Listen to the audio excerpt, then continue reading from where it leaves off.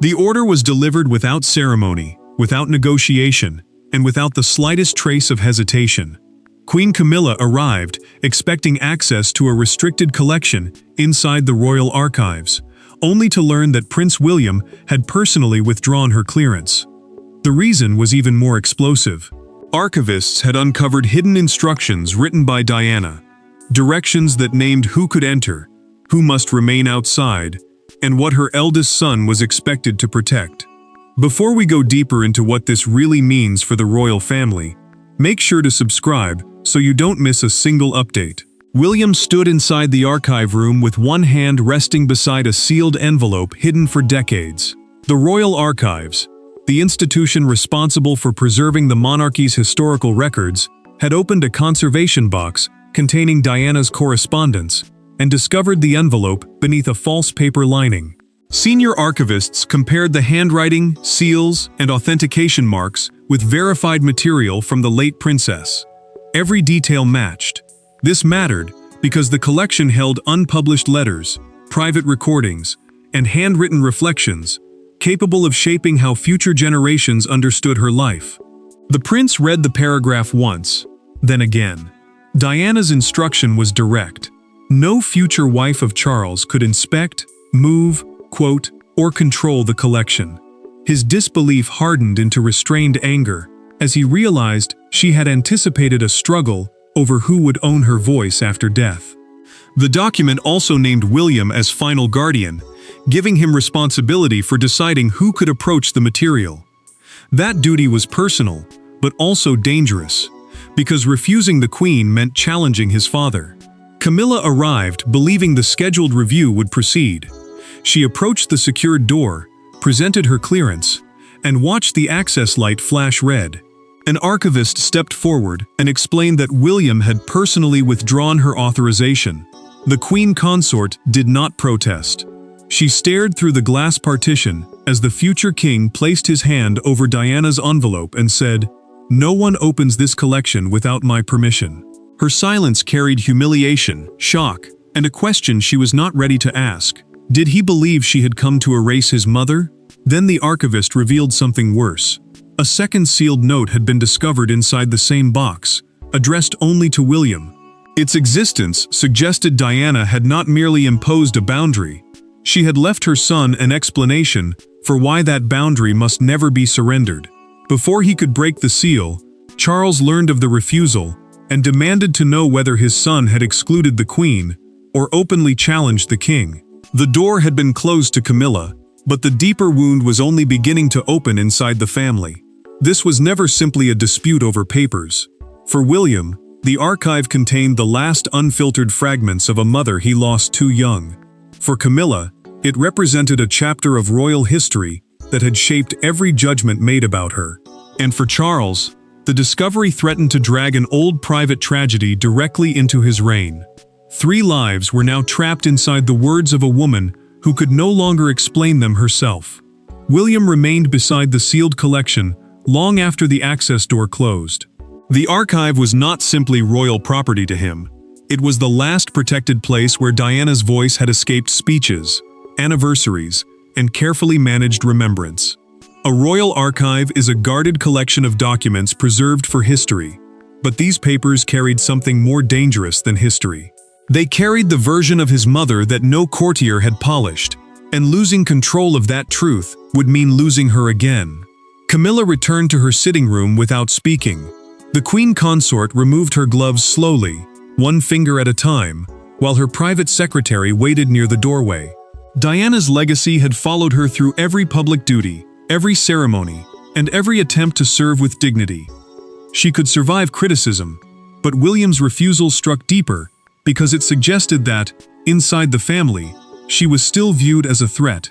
"Did he think I came to erase her?" she asked. The secretary gave no answer. Camilla turned toward a framed photograph of Charles but did not touch it. Charles received the archivist's written summary before the anger reached him. The document described Diana's instructions and quoted one sentence exactly: "Let the boys decide what belongs to them." The king stopped reading. He remembered hearing those words during one of their final recorded private conversations, when she had spoken with exhausted certainty about protecting William and Harry from palace control. The phrase mattered, because it proved the instruction was not sudden bitterness. Diana had carried the fear for years. William remembered something too. As a young man, he had once been shown one of her handwritten notes, and warned that private grief could be changed when institutions decided what the public was allowed to remember. Now the archivists confirmed that several letters had never entered the official royal index, the master list used to record palace documents. Those missing entries meant parts of her life had remained beyond official reach for decades. Charles ordered a private family meeting at once. William refused to enter until every hidden instruction had been read in full. The father wanted control restored. The son wanted the truth protected. Yet the refusal had not appeared from nowhere, because years earlier, one private incident had convinced Diana that her words might someday need protection. Years before the archive door turned red, Diana experienced a moment that changed how she viewed royal memory forever. It happened after a private commemorative meeting, when she discovered that several personal remarks had been softened, shortened, and rearranged before being preserved in an official record. That night, she understood something terrifying. History inside the palace did not always belong to the person who lived it. Sometimes, it belonged to whoever filed it last. Diana left the meeting carrying more than frustration. She had spoken openly about motherhood, loneliness, and the pressure of raising William and Harry inside a system that valued control above confession. A household record was the written account kept by royal staff to preserve what happened during official or private meetings. When she later received a copy, her sharpest words had vanished. Her pain had been reduced to polite concern. Her fear had been rewritten as cooperation. The princess confronted a senior courtier the next morning. She placed the edited account on his desk and asked why her own words no longer sounded like her. He answered that the language had been adjusted for continuity, a phrase meant to protect the palace from contradiction and scandal. Diana went still. Then anger broke through. She understood that continuity could become a shield behind which uncomfortable truth disappeared. That evening, she telephoned a trusted legal advisor. The conversation was later preserved in a documented account written immediately after the call. Diana said William and Harry must never inherit a polished version of her life that erased the suffering they had witnessed. She began separating personal letters, recorded reflections, and private notes from ceremonial papers. Each item was marked with instructions explaining who could read it and who must never control it. Diana wrote the most severe restriction after midnight. She barred any future wife of Charles from inspecting, moving, quoting, or directing the collection. The order was not written as revenge. She feared that emotional history, once placed inside palace hands, could be softened until it served the comfort of the institution rather than the truth of the person who lived it. Then she prepared a second letter for William. She warned that protecting truth might one day require him to disappoint someone he loved. Diana drew a line through the phrase, "for palace review," and replaced it with 4 words, "for William's decision alone." She sealed the page before doubt could stop her. Decades later, that sentence remained unopened as Charles and Camilla approached the archive. What Diana wrote in solitude would now be spoken aloud in a room where the past and present could no longer be kept apart. The meeting began with lowered voices, but restraint did not survive for long. William stood beside Diana's sealed collection, while Charles entered with Camilla at his side, determined to reverse the exclusion. No aides were permitted near the table. No official statement had been prepared. What followed was not a constitutional debate or a procedural disagreement. It was a son defending his mother's final boundary against his father and the woman history had placed beside him. Charles spoke first, insisting the archive belonged within the broader stewardship of the crown. Stewardship meant the monarch's duty to protect royal records, property, and historical material for future generations. The king warned that excluding the queen could create a dangerous precedent inside the household, allowing private instructions to overrule the unity of the institution. William did not move. He answered that Diana's collection had been deposited under private conditions, making her written demands both morally binding and protected by the archive's own rules. Camilla leaned forward and asked why he believed her presence posed a threat. She said she had never intended to rewrite Diana's life, remove her words, or weaken her place in history. William listened, but his expression remained hard. The prince told her the decision was not based on what she claimed she would do. It was based on what his mother had feared might happen. Ignoring that fear now, he said, would repeat the betrayal Diana had spent her final years trying to prevent. Charles reached for the instruction sheet. William placed his hand over it before his father could lift the page. "You may read it," he said, "but it remains under archival custody." Archival custody meant the document stayed under the protection of the officials legally responsible for preserving it. The monarch stared at his son, stunned by the boundary. "I am still your father," Charles said. William answered without raising his voice. "And she is still my mother." Silence swallowed the room. Camilla looked from one man to the other and understood that neither intended to retreat. Then William opened Diana's hidden letter and read the line that changed everything. She had expected Charles might one day ask him to relax the restriction. She warned her son not to surrender through guilt, affection, or fear of disappointing the crown. Camilla pushed her chair back. She turned toward the king and asked whether he had known Diana created the restriction. Charles did not answer. His silence revealed a memory he had concealed for years. The confrontation exposed the pain, but the real balance of power depended on who could legally and institutionally enforce Diana's final demand. Royal power is rarely revealed through raised voices. More often, it appears in a signature, a custody clause, or a name written beneath a sealed instruction decades earlier.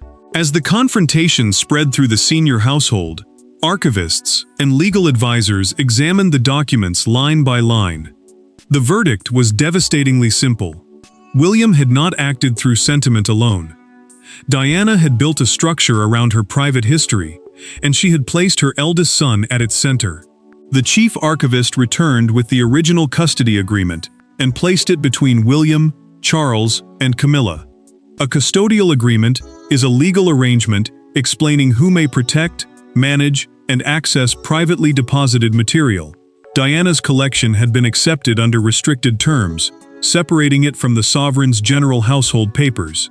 That distinction mattered because the king could oversee royal records, but he could not automatically seize private documents placed beyond ordinary palace control.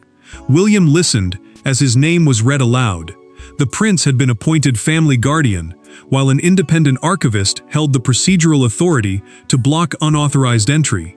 Neither role could function alone. The guardian protected Diana's wishes, the custodian enforced them. Together, they formed a barrier that rank, marriage, and personal pressure could not easily break. Charles gripped the edge of the table as the legal advisor continued. The monarch's title gave him enormous authority, yet the deposit terms did not bend before it. Camilla then asked whether she possessed any right to answer material that concerned her. The queen consort's voice remained controlled, but the fear beneath it was unmistakable. Diana's unpublished words could define her again, and this time she might never be allowed to respond. The chief archivist reached the access clause. Limited entry required written approval from both William and the independent custodian. Either could refuse, and the royal household had no internal appeal. Then came the final sentence. Any attempt to pressure the guardian would freeze the entire collection for 12 months, preventing everyone, including approved researchers, from entering. Charles read the clause himself. He set down his pen and whispered, "She planned for this." William did not answer, because both men knew she had. The king's intervention had not weakened the restriction. It had placed the archive one decision away from complete closure. William now held the unsigned freeze order. Enforcing it would protect his mother's boundary, but it would also deepen the fracture with his father and leave Camilla publicly exposed. He looked at the signature line, understanding that control carried its own punishment before anyone could contain the damage. With authority settled, the consequences moved swiftly from the archive table into the private rooms of the monarchy. By evening, the refusal had become more than a family dispute. Access schedules were suspended, Staff assignments were changed. A planned historical review involving Camilla's office was cancelled without explanation. Inside the palace, every quiet adjustment carried the same message. Diana's instructions were now active. Yet the most painful consequence was not administrative.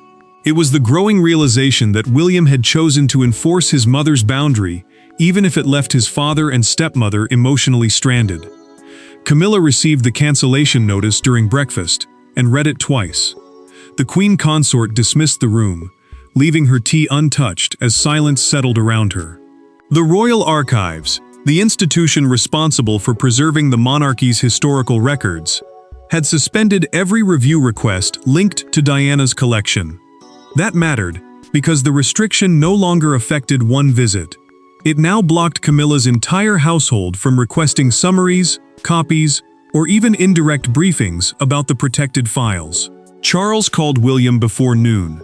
The king accused his son of turning private grief into institutional punishment, warning that the decision was dividing the family and weakening the image of unity the crown depended upon. The prince answered with painful calm. "A boundary is not punishment simply because it causes discomfort," he said. Charles went silent, but the silence did not soften him. It revealed how deeply the refusal had wounded both his authority and his pride. Then the danger widened. A palace aide reviewing the cancelled paperwork discovered that Camilla's office had not requested access only for historical research. The files were also meant to support an upcoming speech about reconciliation, one designed to present the royal family as having moved beyond the wounds of the past. The aide documented the discovery in an internal briefing and sent it directly to William. William felt his restraint harden. Diana's private words could have been selected, shortened, or quoted in a message she had never approved. That possibility mattered because it repeated the exact fear behind her hidden instructions. The palace might turn personal pain into public comfort. The future king lifted the 12-month freeze order, knowing one signature would lock the entire collection beyond everyone's reach. Catherine entered before the pen touched the page. She closed the door and asked him to wait. William held the unsigned order above the desk, his hand perfectly still. She understood what he was protecting, but she also saw what the decision might destroy.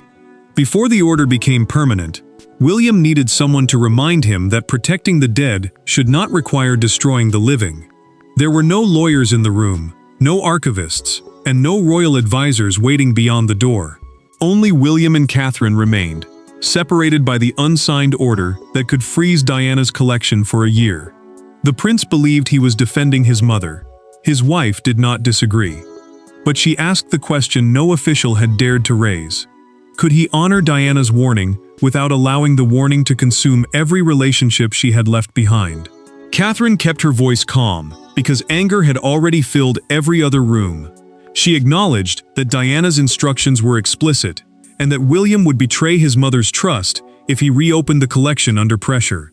A freeze order was a formal instruction, blocking access to protected material for a fixed period. Yet she separated two choices the palace had treated as one. Camilla could be denied control without being denied the chance to understand why the boundary existed. William admitted the fear beneath his anger. Any compromise, he said, might look like weakness. The prince believed courtiers could soften Diana's words again until they comforted the institution that had once failed her. That mattered because the archive protected more than private memories. It preserved a mother's unedited voice for her sons, and surrendering that voice would leave him carrying the guilt forever. Catherine leaned closer but did not touch the document. She told him Diana had asked him to protect the truth, not inherit every unresolved wound of her marriage. The future king looked away. His wife then proposed a controlled reading. Camilla could hear the restriction and its explanation, but she could not inspect, copy, quote, or influence a single page. William finally opened the private letter addressed only to him. He read until one sentence stopped him completely. "Be firm enough to protect me, but kind enough not to become trapped by my pain." The prince lowered the page and closed his eyes. Catherine reached across the table without taking it. "You can obey her without becoming her battlefield," she said. That sentence changed the decision. William left the freeze order unsigned and invited Camilla to one private meeting under conditions he alone would set. She would receive understanding, not access, an explanation, not authority. The boundary would remain, but cruelty would not define it. For the first time since the archive door closed, William understood that strength did not have to sound like rejection. Catherine had not weakened his resolve. She had given it purpose beyond anger, one Diana herself had demanded. The private decision changed the emotional direction of the crisis, but outside the palace walls, the story was already exploding into public view. By the following morning, the private archive dispute had become a national reckoning over Diana, Camilla, and the future king. The public did not see custodial clauses or sealed deposit agreements. They saw a son standing at a locked door, protecting his mother from the woman who had once stood at the center of her heartbreak. Sympathy surged, anger followed, and the monarchy discovered once again that Diana's memory could still move crowds faster than any palace statement. William watched the coverage in silence. Broadcasters framed the dispute as a clash between Diana's wishes after death and the authority of the present royal household. A custodial clause is a rule controlling who may access or manage protected material.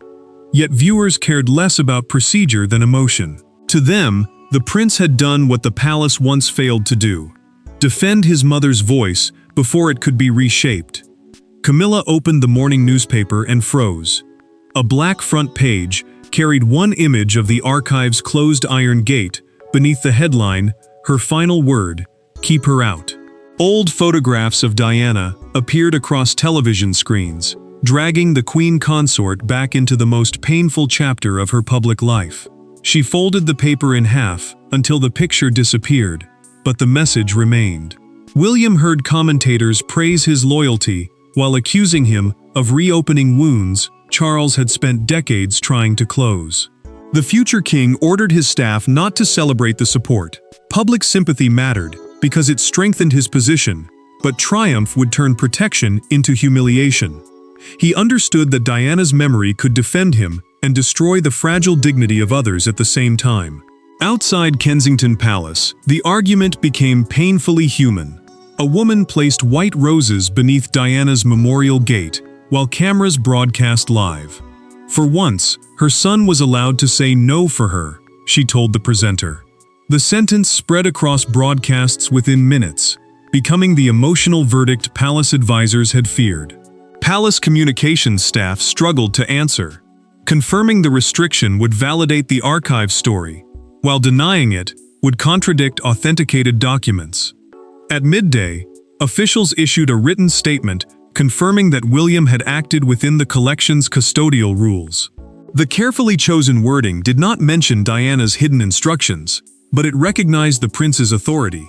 Camilla read the statement alone. William read it across London and prepared for the final meeting. He would not reverse the refusal. He would explain why the boundary had to stand without turning it into revenge. The country had delivered its judgment loudly, but the final verdict still belonged to the three people carrying the deepest scars. The final meeting did not erase the past, and it did not create forgiveness where pain still remained.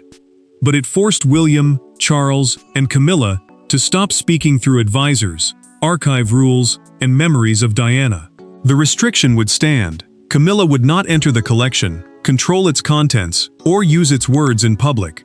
Yet William offered something different from surrender: a direct explanation, delivered without cruelty, that transformed a locked door into a boundary the family could finally understand. William faced them without anger.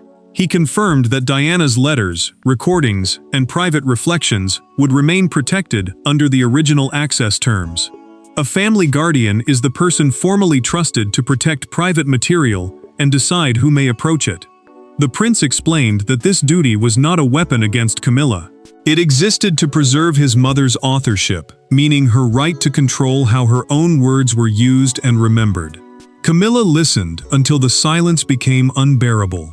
She admitted that the exclusion felt like a permanent verdict on the role she had played in Diana's suffering.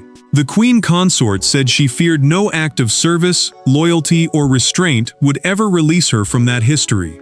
William answered carefully, Some consequences could not be erased, he said, but they could be carried without entering the private space Diana had chosen to protect. Then he opened the letter. William read the section explaining Diana's fear that palace reconciliation might one day borrow her private words without her consent. She had not wanted her pain turned into a speech, an exhibition, or a campaign designed to make the institution appear healed. Charles lowered his eyes. The king finally understood that the restriction was not an attack on the present. It was protection against the past being rewritten for comfort. Camilla removed her cancelled access card and pushed it across the table. "I will not ask again," she said. She withdrew every future request and agreed that Diana's archive would never be used publicly without William's written approval. Charles then acknowledged that his son had acted within both his mother's wishes and his own duty. William took the card and closed the letter without triumph. He left not as a son seeking revenge, but as a future king, proving that loyalty did not require silence about royal pain.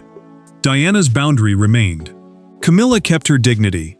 Charles accepted the truth. The archive stayed closed.